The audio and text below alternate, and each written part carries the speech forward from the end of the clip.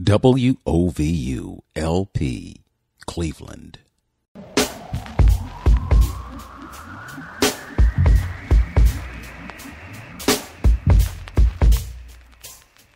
This is Open Door with Vince Robinson.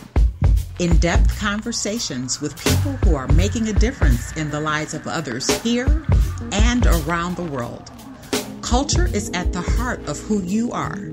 Know your culture, find yourself on Open Door with Vince Robinson. Hello and welcome to another edition of Open Door with Vince Robinson. My guest this morning is Charmel Joiner, a.k.a. the Queen Dawn from across the pond, also known as Lemrahc. She is the proprietor, the operator, the host, producer, editor, head person in charge of JazzE-Lounge by Lemrahc. JazzE-Lounge is a virtual jazz club, art gallery, and digital magazine. The podcast features erotic jazz epigrams, short stories, and interviews. Topics are from the African diaspora and are taken directly from her blog, which is professoronpoint.blogspot.com. So you can go there, check out her blog, and then you can go to Spotify and Apple Music and all the major music sharing platforms to catch JazzE-Lounge. There's a lot there. I know you've been podcasting for a minute and we want to talk all about that. But before we do, let's talk about Charmel Joiner, who she is. Give us that history. You gave us a sneak peek at it, and then we had a little technical snafu that we worked out. Thankfully we have. So tell us about Charmel. Okay. Charmel was born actually in Cuyahoga County. I was exposed to various different cultures and music growing up. Gospel was in my home, R&B, soul was in my home, as well as funk music. So I was influenced by all of those cultures, as well as the fashion and the styles that were coming out of those genres of music. Growing up in Cleveland, I remember as a young girl, with wonderful experiences going to concerts with my dad. And one of my first concerts was Natalie Cole in the Four Tops. And I was about 9 years old. So we would hear Natalie Cole in the house all the time. So imagine a 9-year-old going to see Natalie Cole and the Four Tops for sure perform. And those are experiences that shaped my identity musically, shaped me to appreciate culture. And all of my travels to the Caribbean as a young girl, that exposed me to steel drum music and to reggae and calypso and things like that. So when I talk about the African diaspora, that's what I mean. I was exposed to so many different genres inside of that diaspora, and it really shapes me for who I am. And then coming up with jazz, I mean, not really exposed to a lot of jazz coming up, and I kind of resented that as I became aware of so much of the history. I'm like, man, I would have missed this whole culture of jazz, had it not been for a later incident in life. So I'll talk about that later on as well. Okay. So you mentioned that you went on this cruise and you were exposed to the steel drum and calypso music and reggae music.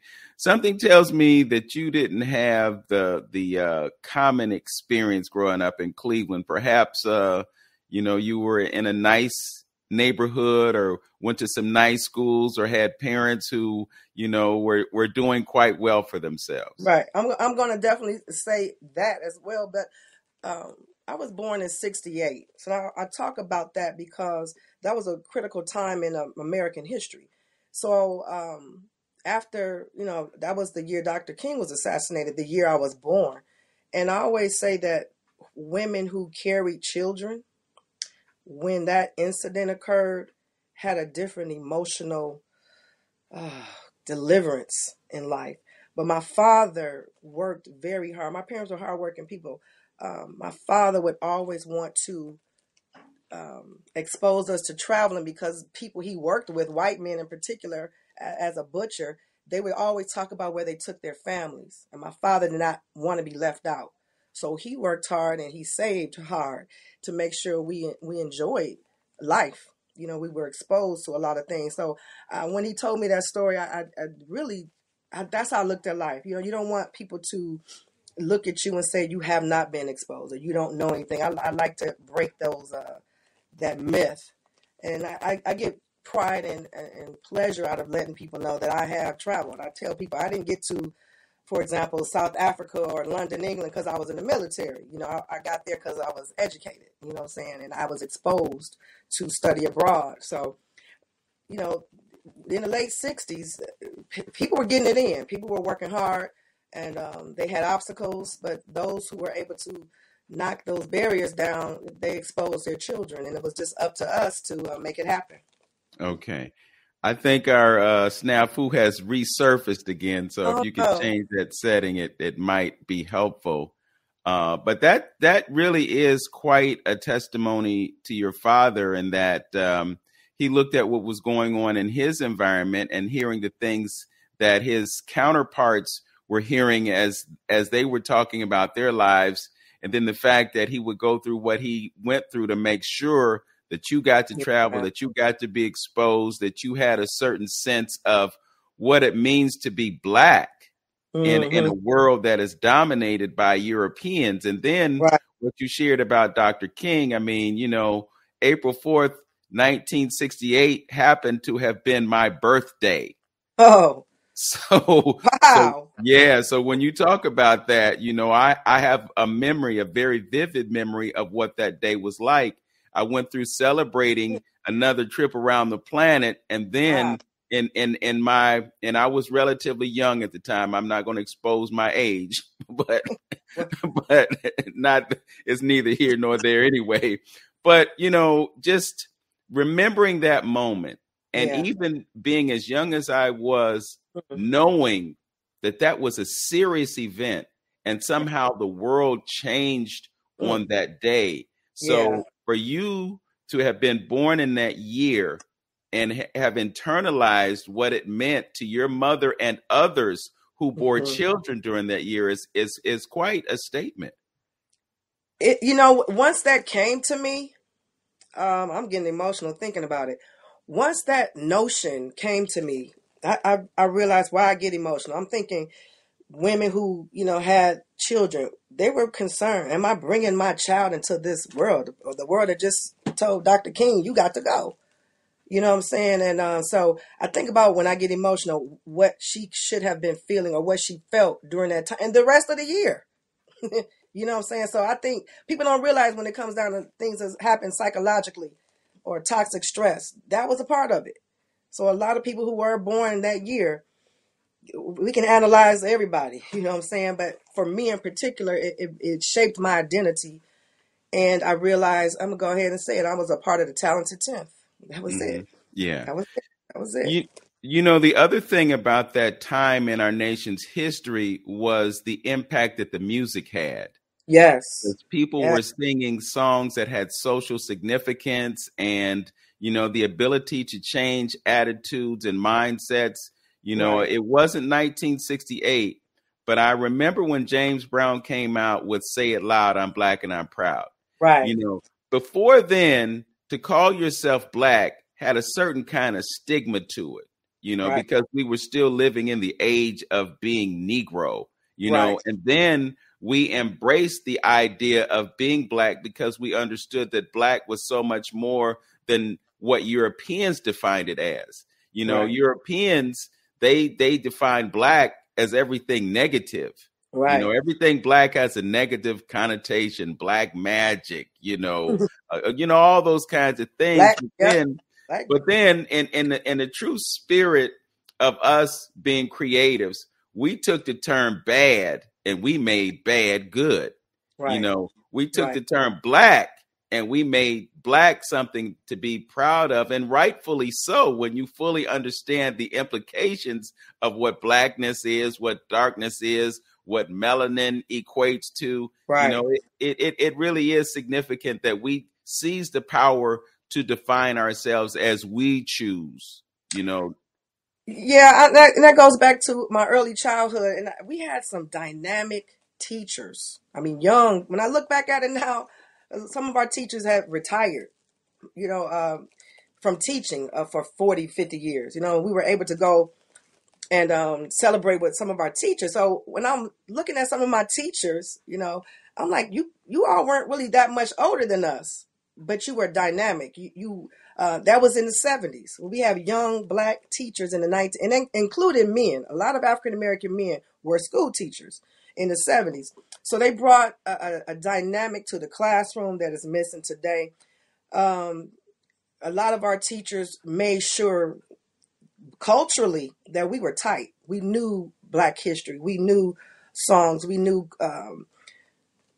we were shaped to the point where I think we were part of the last generation to have that type of identity. It was the end of the 60s. So we got these young dynamic teachers who have witnessed atrocities, and they wanted to make sure with a lot of love and power that they were going to help this generation that was coming up. And I'm going to go ahead and say I am part of that legacy that had these strong, dynamic Black teachers in the late 60s, or the 70s, and who made sure that we knew our history. Now it's kind of shunned off and it's disturbing, but we knew. We were proud, and we had shows all the time and events that we showed off our proudness and our Blackness.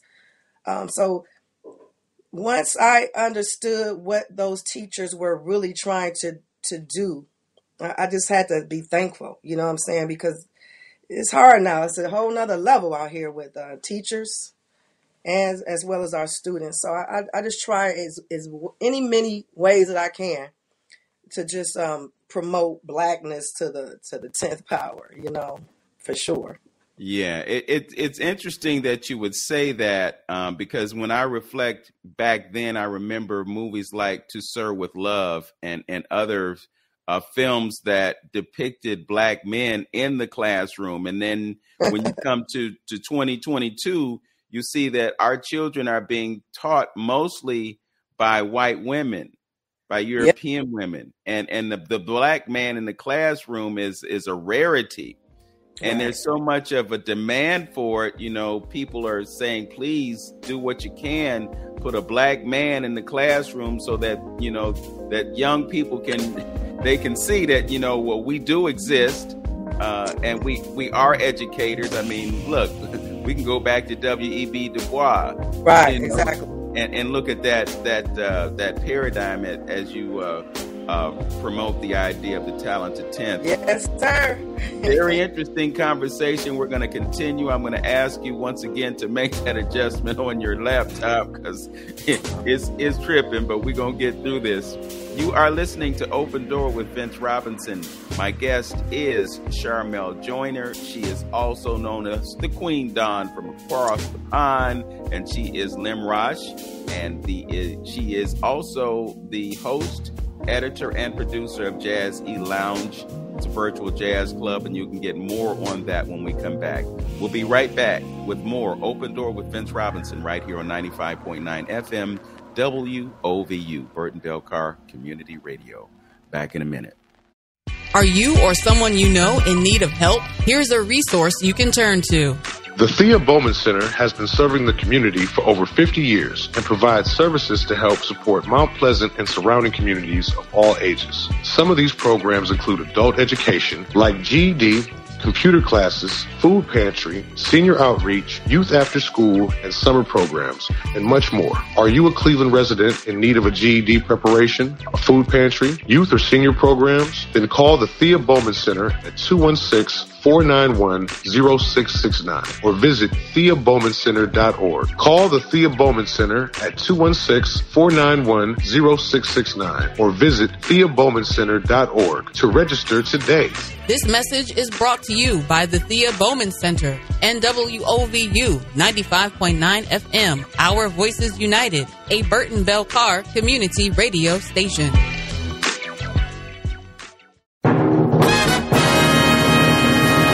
Hi, Hi, this is Ken Hawkins. Hi, this is Pinky. This is T.C. Lewis. This is Shantae Travers. This is Reggie Hayman. This is Bill Silverby Richards. If you're not listening to WOVU 95.9 FM, you're not in the mix. No, Silverby, crank it up. 24 hours of golden.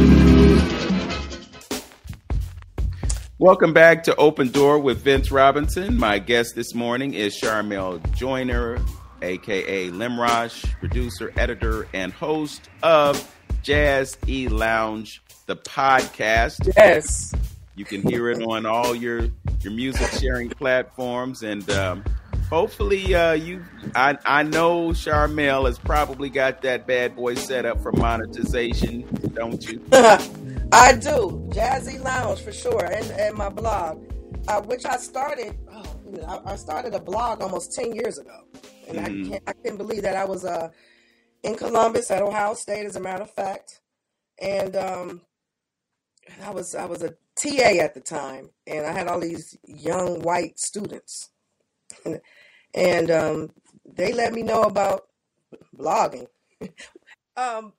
My blog, couple of things I had been exposed to, and I was traveling to London, England at the time, and that's when I was exposed to the Notting Hill Carnival, which is like a Brazilian carnival. It's like a Junkanoo in Bahamas and other places. So I had started blogging about that experience in London, and that included Black London, England. Okay, so I started to put these concepts together for my blog, and then I was talking about hip hop, and a lot of stuff was for my students, and it was a theater course that I was teaching in Columbus, and so I was exposing white kids in Ohio State University to stuff they had never been exposed to, and they thanked me for that. Some other people kind of hated me on that, but that's what started the whole concept of this new social media and the realm of communicating with people and expressing my thoughts. You know, eventually I knew I was not going to have my own talk show like Oprah. I wasn't going to be on TV, but another platform opened up. So once this platform opened up, I just ran with it, started putting out content, and people responded. People I didn't know. And that's the point I want to tell people. You may not be exposing yourself to your family, your friends. It might be people you don't know who's going to get down with you, you know what I'm saying, and support you. And that's what you're doing, Vince. Did you know that? I didn't ever know you. Yeah, it really is true, Charmel. You know, when you go live on Facebook and you go live to YouTube, or, you know, you do your podcast and you're available on those music sharing platforms, a lot of times the people who tune in are people that you don't know, you know, right. And it's sad that folks in our own communities take for granted what we're doing. Mm-hmm. You know, it's like there's no novelty to it because they know you. Right. You know. Yeah, right. I told a family friend, I said, you know what, it might not be that person who's going to be your business partner. It's going to be somebody else who thinks like you. So your vision is your vision. It's nobody else's vision. But there are people out there with similar visions. And those are the people you need to link up with. And a lot of times when you're in the right place, those people are around. You know what I'm saying? And I've just met a lot of people just throughout the world, you know what I'm saying, who had the same vision as I. And it just clicked like that. You know, that's what it is. Yeah. So you were talking about the fact that you didn't have the talk show and then you discovered this platform. What was it like for you to take off, you know, to spread your wings and fly and become a content creator and have a passion about something that you could share with the world? You know what? I did not set out with this blog that I had. I did not set out saying I'm going to put this blog out and I'm going to do this. Because it was like 10 years ago already. I'm like, can't believe it was been 10 years. And even with Facebook, I think I've been on Facebook 13, 14 years. When I looked at that, I'm like, I can't believe I've been on that long. So I should have been exposing something to someone, you know, because I have I've always had poetry, you know what I'm saying? I got books of poetry that I've been writing. I took those poems actually and I wrote them on the blog, which is interesting. And then from the blog, I had this content, I went to the podcast. And in between that, I was able to figure out how to set up a website. So I'm thinking, man, I'm a brilliant person. You know what I'm saying? I'm brilliant because I've set up things that, you know, normally people would have to seek out, find the professionals to set up for them. So it was just one thing after the other. It was the blog. I had the poetry, hitting it up with that, or experiences. I'm going to write about that. I'm a writer. So from there, it was, I can build a website. From there, during 2020 and COVID, I had the opportunity to start a podcast, and that's exactly what I did. I just, you know, you on Facebook or something to come across the screen, start a podcast. I'm like, well, you know what? That's a good idea. And that's what I did.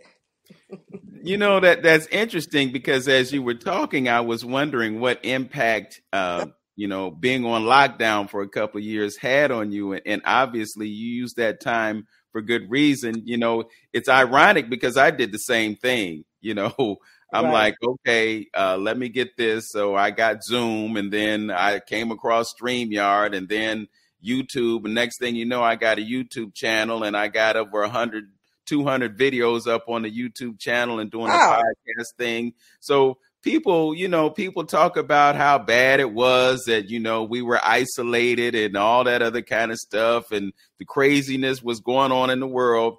But in the midst of all of that, beautiful things were being born, and you connected with Anchor, and then you set everything up. Talk about what that process was like for you. When we were on lockdown, that was March of 2020. Your audio tripped on us again. During 2020, I was in the midst of starting a travel business. Mm-hmm. And even though I put all that in motion, I have not moved it fast enough for me. Okay, I'm put it like that. It still exists. But during that time, I said, I have content for this podcast. I had a blog. Because that was the main thing. Do you have content? People ask me all the time, well, how you get your content? I'm like, you know, I already had it. So people looked at me like, you know what, that's true. You have to have something to talk about. But a lot of things come to my mind. I wake up, I may read an article, and now just maybe put that on the podcast. But it was just sitting and being patient and hands-on. It was all hands-on. I'm literate. I'm computer literate. And after I figure out I had already set up this the blog, which enabled me to set up a website. Yeah. So it hit that echo cancellation again. Let me see. As we get that together. It's, oh goodness. And you used Anchor to launch your podcast? I used Anchor, correct. And actually, I went in my logistics one day, and a lot of my fans are listening from Italy. So I was like, that's cold-blooded, as Rick James would say. Mm-hmm. You know, so that's the one good thing about having these platforms. You're going to reach people in the whole wide world. This is called the World Wide Web. So that was basically the process. And actually, it was April 2020, International Jazz Day, is when I actually launched my podcast. I sure did. I can't believe it. Yeah. Well, you know, it's funny, Charmel, because I actually do remember that because you were promoting it, you know, and then a couple years later, I get back to it and I listened to a podcast that you did about Marcus Miller. Mm-hmm. And I've also seen you in Detroit for the Jazz Festival when Marcus Miller was there. Woo! Right. Mark, you know what? Okay, we're going to start with Marcus Miller. I didn't know Marcus Miller with the Luther Vandross era, okay? I didn't know that.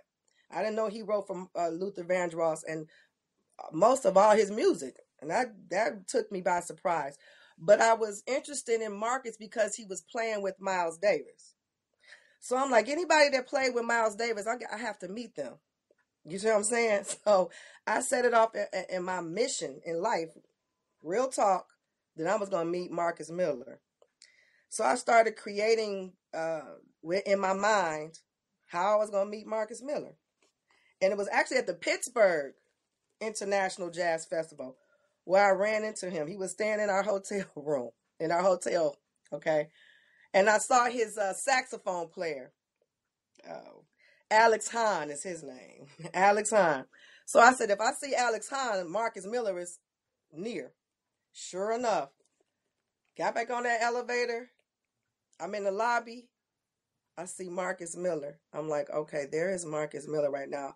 As cool as I am.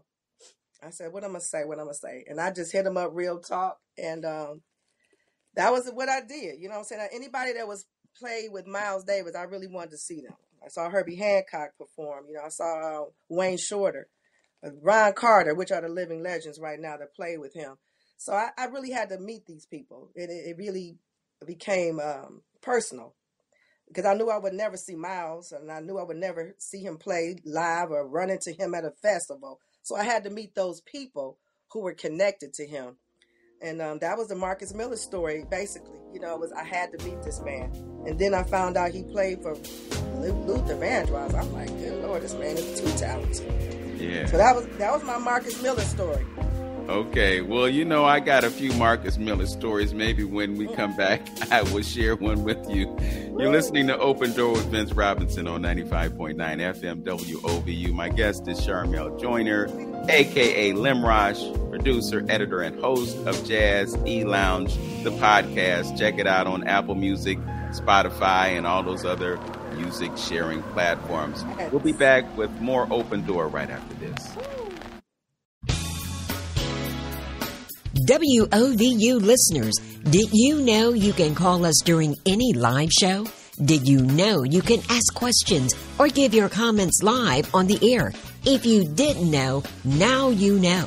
Call the WOVU request line at 216-271-0959. Your voice is our request. No one says it like you. You're better than the rest. Call us 216-271-0959. Questions, comments, complaints. We want all that and the kitchen sink. This is WOVU. Our voices united. We can't do it without you. Call on through.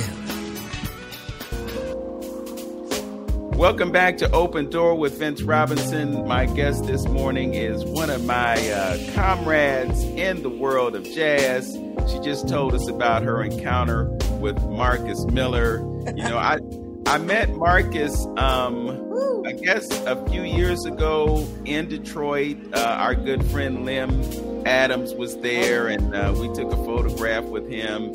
And then Marcus Miller was here in Cleveland. He performed at the Lakewood Civic Center with Bob James, David Sanborn, and a couple of other individuals. I caught him backstage then. Really great brother, down to earth brother, very engaging. And yes, he wrote for Luther Vandross. He toured with Miles Davis. When you look at his documentary, and I'm sure you have, oh yeah, he's got quite a storied past when it comes to who he has worked with. Yes. And on top of everything else, he is a phenomenal musician. I agree. And if it weren't for those YouTube videos that people have been uploading, I probably would not have known he played with Miles at a young age like that. You know what I'm saying? So I'm thankful that I ran into that moment. That moment, it was great. Yeah. Well, you know, another bassist that I would love for you to connect with on some level or another is Sekou Bunch. Have you heard of him? I have not. Oh my goodness. Sekou Bunch is actually Marcus and Sekou came up around the same time in New York. Okay.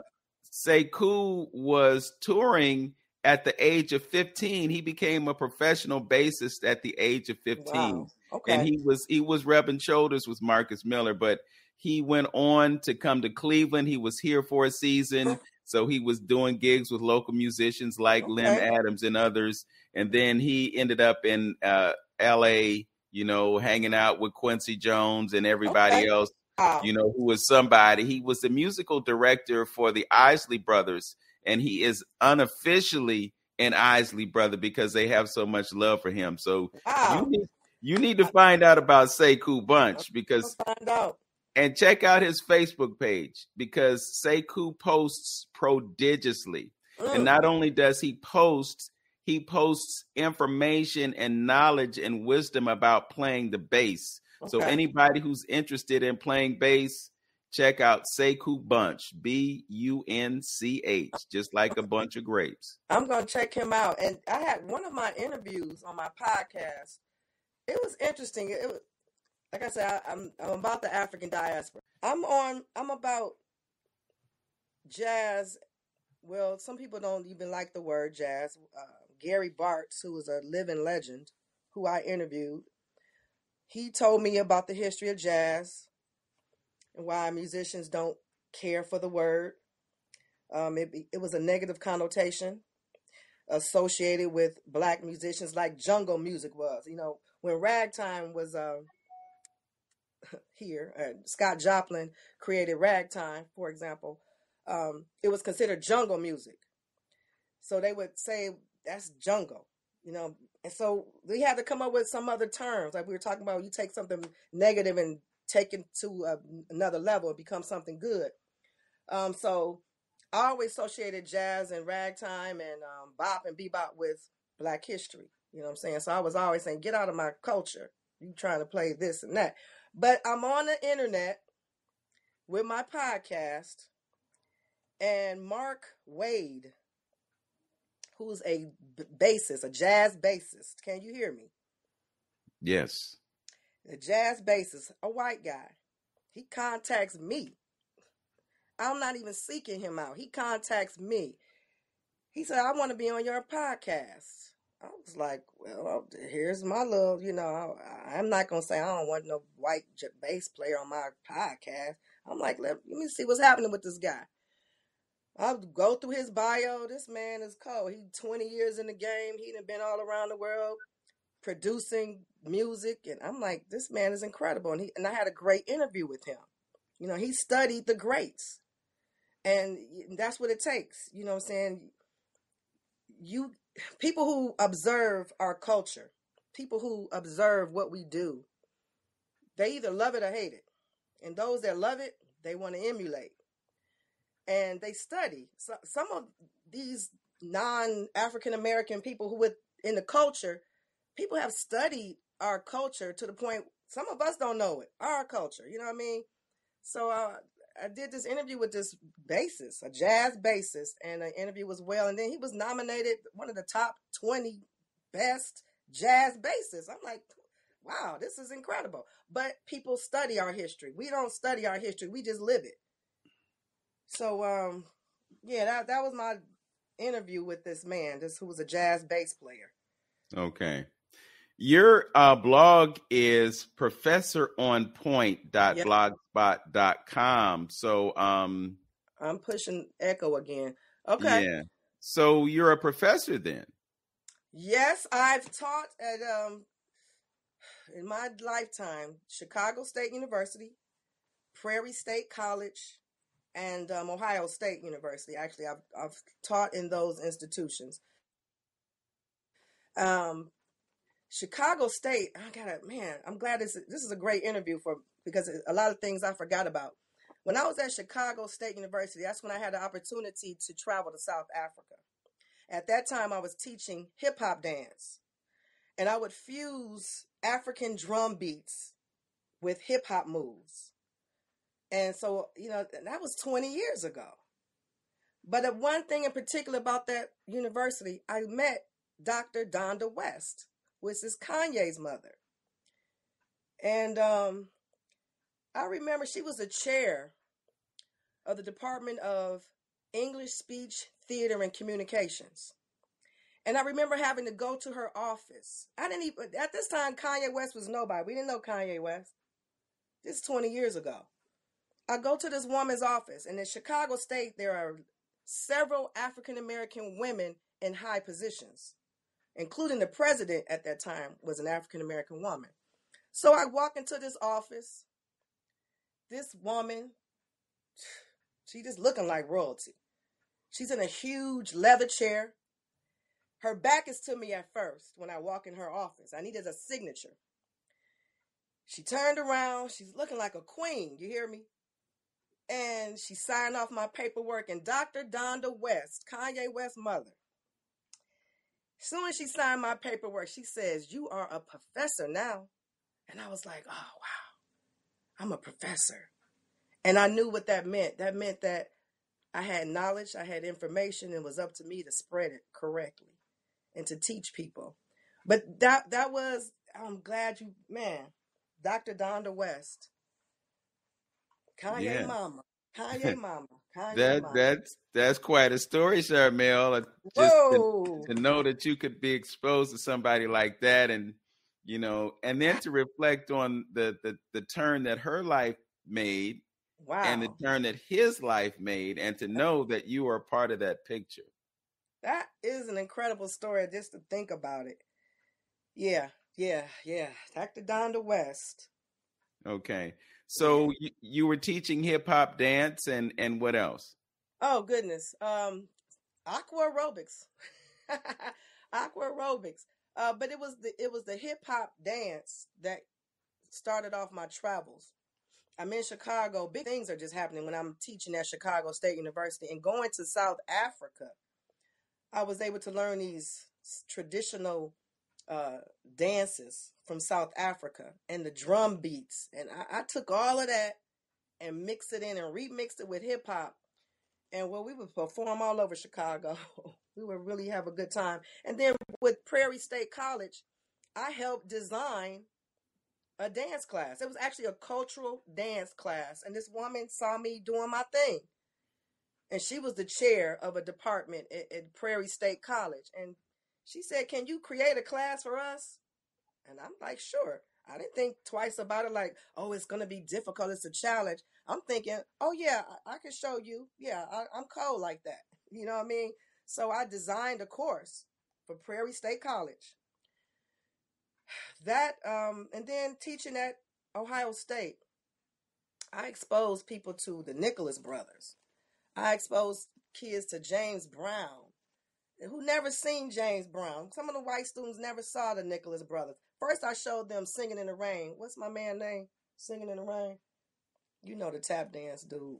Fred Astaire. There you go. First, let them see Fred Astaire singing in the rain, right? Then I threw on the Nicholas brothers on them on the video. When I tell you them white kids was floored, because I'm exposing them to a different part of culture that they didn't know. That was a beautiful part of our culture. So I'm exposing people to all these things that I was exposed to. And that's the part of knowledge. You're supposed to give it. You know what I mean? You share that knowledge. So those were the three places that I taught. And I like the university, but right now I'm teaching the youth. And that's where I'm obviously being called right now to just get the youth together. Okay. But yeah. Well, let's talk about what you're teaching, where you're teaching, and why when we come back. You're listening to Open Door with Vince Robinson. My guest is Charmel Joiner, the producer, editor, and host of JazzE-Lounge, the podcast. We'll be back with more Open Door with Vince Robinson right after this on 95.9 FM WOVU. Hi, I'm Sophie Absolutely. And I'm Love Lachey XO. Hey guys, it's Chef Vic with Saucer City. Yo, what it do is your girl DJ Coco Z. This your boy Lee Tron Twitty with My Smart Home Ohio. What's good, y'all? This is Affinity with Spellbound Sounds. Hey everyone, this is Purpose, CEO and founder of Stiletto Boss Women's Group. I love listening to WOVU 95.9 FM.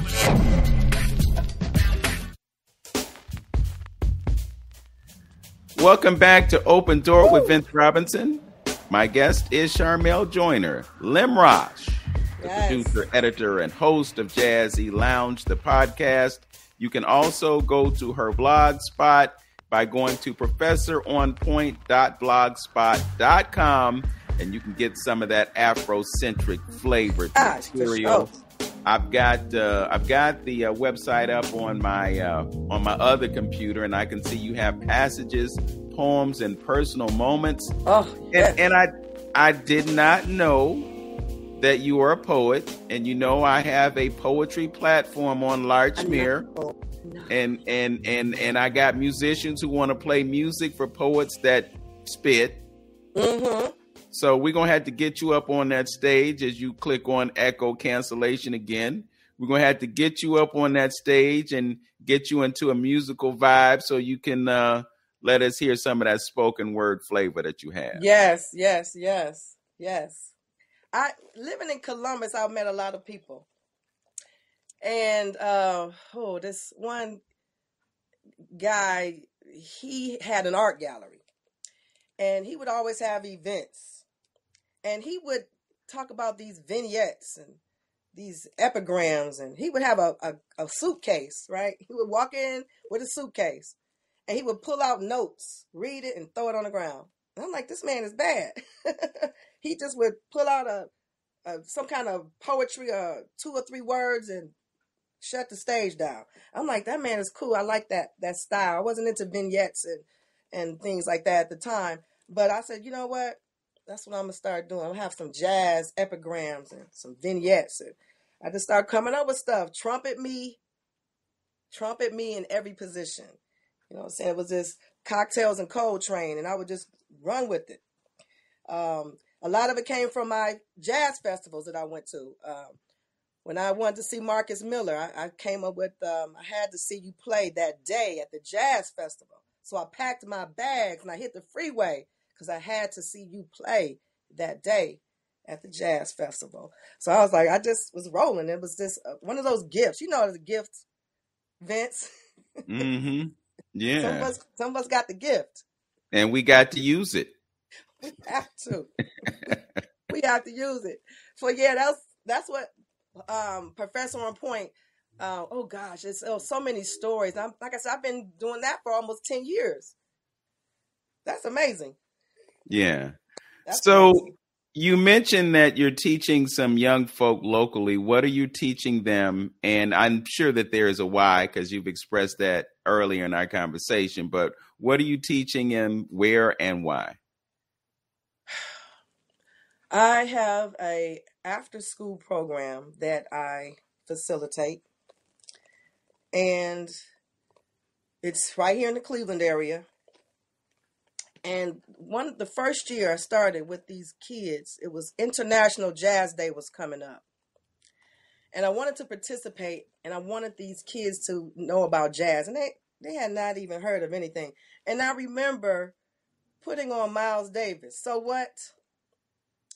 And all of a sudden, you know how that song starts. It starts slow, and all of a sudden it just pick up. And the kids are listening with this ear, like they were listening for. They didn't know what to listen for, right? They're used to this hip hop grooves and beats, which are African, so they're used to that. So I put on Miles Davis, So What, and they're listening. And one kid says, "What is that?" And I said, "Baby, it's jazz." And the way I was excited about it, they got into it. So I brought in these instruments. They didn't even work. They were just from a yard sale. They didn't even work. I brought in saxophones, trumpets, and I had microphones set up. And the kids thought they were playing a saxophone. I showed them pictures of Ella Fitzgerald and the Swing Sisters, who were a jazz band in the 40s. I showed them pictures of Coltrane, and I gave them clothes to put on one day. I mean, these kids, you would have thought they were in the Harlem Renaissance. By the time I started talking to them and getting them excited about this period, the kids had the saxophones up, they had their trumpets up, and I'm like, this is incredible, because it's something they had no idea about. It was already inside of them. You know what I mean? So that's what we need to do. We need to bring things out. Only way for our culture to survive is if we pass it down. Otherwise, it's over. It's over. Well, yeah, it's interesting that you would need to even have a program like that, because what it speaks to is a deficit of that type of information in the schools. Right. So you're connecting young people with music, you're connecting young people with jazz, and obviously it's having an impact on their lives. It's giving them an opportunity to engage in a creative process that is tied to the arts. Yeah, once I showed the kids young artists who were performing, people like Christian Scott, Atunde Ajua. I pulled his picture up on the internet, playing his trumpet. And I set a coloring sheet in front of the kids. So they looked at Atunde Ajua, who was a young musician from New Orleans, and then they were just able to create. So it's the visual. Our kids need a lot of visuals, and they get too many visuals other places. So to show them books with the jazz greats that look like them, and then they can hear the music, they can watch the videos. I mean, just to watch them looking at history and culture, they're interested in that. And it's a shame that they don't know enough to have an identity. And that's what I've been doing. I didn't set out to do that. It's just, what do our kids need? What do they need to be exposed to? And I mean, even old hip hop, I throw on some old hip hop on them and they just break dance and they like, wow, that's incredible, because they see themselves. Right. Yeah. Okay. Hit that noise or echo cancellation again. I want to bring up what you mentioned about Christian Scott, and you used his African name, and I appreciate that, because I just recently became exposed to it and I haven't internalized it yet. But I want to talk about the power in that example, because when they see him, they see someone that they can relate to as one of us. His hair might be a certain way. He might be dressed a certain kind of way, but he exudes this youthful look. But at the same time, what he's talking about, when he's reflecting on the experience that he had with the police, and they called a supervisor on him, and he made things uncomfortable for them because he understood his rights and his power, and he exercised that. That's something that young folks, it resonates with them, because I think they understand that they have a certain power too. And then the other thing about young people, which a lot of folk take for granted, is the fact that these are the people who are going to be running things soon, and that's why it's so important for us to play a pivotal role in shaping them and giving them what they need to be effective in their leadership. If we're giving them twerking videos and we're giving them music that has absolutely no substance to it, we're talking about money, HOESs and clothes, and all kinds of debauchery, when you could take a note from the 60s and the 70s, when people were saying meaningful things and having an impact on society through the music. Is this in any way connected to your mission to reach young people with the gospel of jazz? Yes, it is. I did not realize that is what I wanted to do or was going to do. Certain things happen, and fall on your lap. One door is closing and another door is opening, and that's the door you're supposed to be in. And this young girl, she's 5. I had a 5-year-old. Her mother told me, because the 5-year-old was talking outside of her head. I was like, what's going on with this girl? But her mother said she watches movies and she repeats what she sees. So a lot of stuff she says is from cartoons or something, right? And I said, I got something for this little girl. I'm going to make her memorize some Maya Angelou. You know what I'm saying? I'm going to make her memorize something else, some like Langston Hughes and poetry like that. Because if this girl who's 5 is in her mind got all these images, certainly she needs some new images. So it's that kind of thing. And to expose these kids that I'm working with to science, technology, engineering, and math are always relate to those African American scientists, people who are in technology, African American engineers, mathematicians. Always bring it together. You know, it doesn't matter what I'm doing. I'm going to bring the African diaspora up in it because that is the base. I have to. Let me tell you something, Vince. This one kid, I looked in his social studies book. This was the last day of school. I said, let me see what's in these social studies books. When it came to Finding America, every nationality was mentioned except for the African. And I'm thinking to myself, I know these kids were thinking, well, how did we get here? And some didn't even think about it. It just went over your head. But as I looked at this social studies book, and this is 2022, I'm like, our kids aren't even learning about how they got to America. And I'm thinking, no wonder our kids don't have this identity they need. They're not sure who they are. They want to be certain and accepted. But when you're not accepted, then you have to figure out, well, why I'm not accepted? I'm American. What's happening? Yeah. So I try to bring it all in there. Yeah.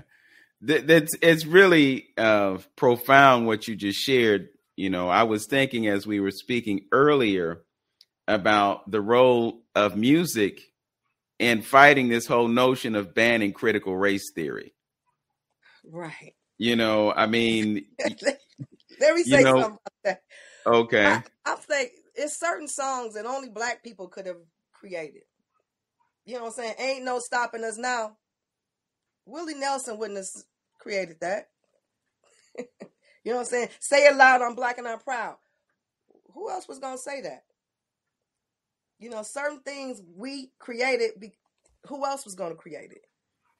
You know, then when it comes to critical race theory, I think about the identity. When people said you don't need to know about Africa, you don't want to go back there. It's a dirty place. But that's a part of critiquing a race for someone else's benefit. You know, and that's what all that comes down to. It's a simple theory, but to accept it and to get these examples is another thing. You know, so certain music, certain things.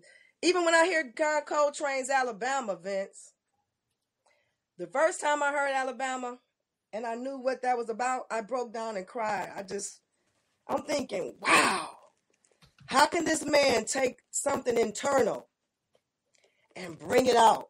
Yes. Call it Alabama. Wasn't even no words in it. Yeah, echo cancellation again. I was thinking about this term, involuntary relocation.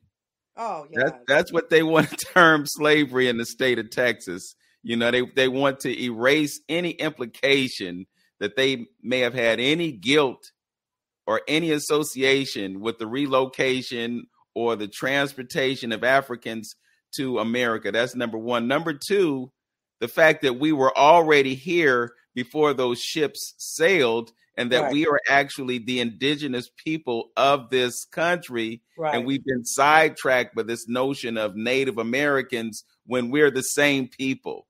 Right, right. Oh, goodness. And we got 40 seconds. 40 seconds. Yeah. We've been on an hour already. I guess I'm gonna wrap it up with one of my episodes, you know, just from Duke Ellington, Black, Brown, and Beige. I'm a Black, Brown, and Beige. That's what I'm gonna recommend people checking out. It's on my podcast. Well, Charmel, you have an extensive understanding and knowledge of music. I thoroughly respect that. I connect with folks who are steeped in the tradition of jazz, and it is obvious to me that you know your music. I want to thank you for joining us on Open Door, and I welcome you to come back, and we can have more conversation and dialogue about this. And I'm going to be checking out your podcast on Spotify because I got the premium version. I can get it without the commercials, you know. Sometimes, you know, I tuned in and I was listening to Frank Morgan and George Cables yesterday, and I was just blown away by the beauty in that music. It is something that folks deserve to have in their lives. It is the antidote for all the chaos and confusion that we're living in. Put on some George Cables and Frank Morgan and let it take you away to a peaceful place. Once again, thank you for joining us on Open Door. Thank you, Vince, so much. All right. Peace and prosperity to you all. And to those who are listening, know yourself, love yourself, be yourself. Make today your best day. Peace. Peace.